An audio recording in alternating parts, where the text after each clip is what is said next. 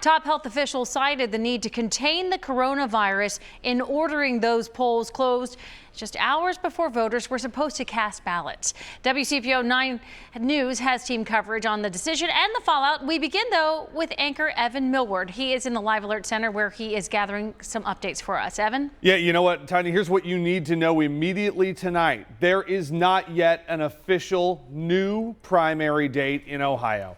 The governor and his administration would like for that date to be June 2nd.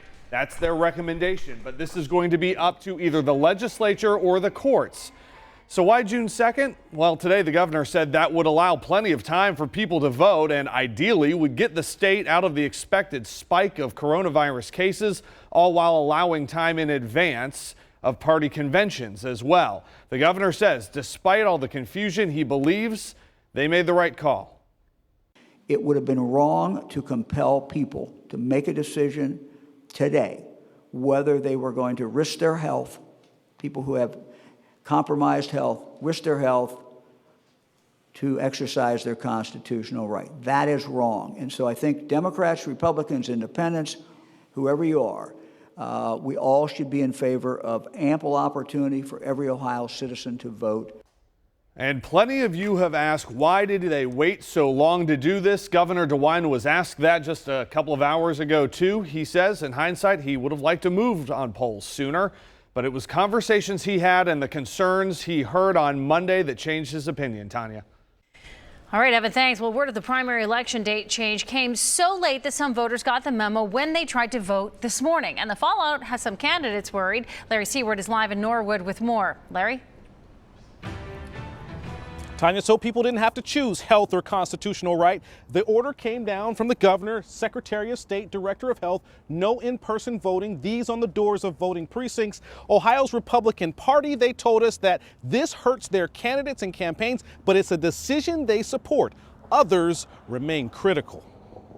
Polls never opened today. With coronavirus threatening, health officials ordered primary elections postponed, with memos some voters got at their voting place's door.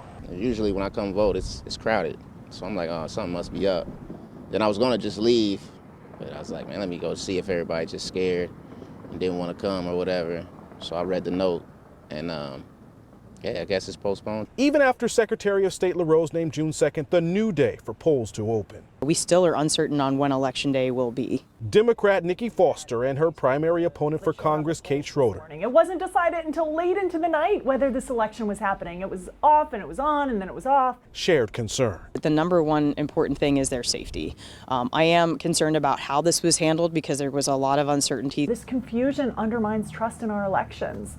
And it's why we really need to push for clarity and quick resolution. And what are the rules going forward? How will this be resolved? Candidates worry some voters turned away may not get to come back. But Secretary LaRose says those most vulnerable to COVID-19 would have missed today's election altogether, and suspending it protects their constitutional rights. And voters now have 11 weeks to cast absentee ballots. What remains unknown is when will people be allowed to vote in person again.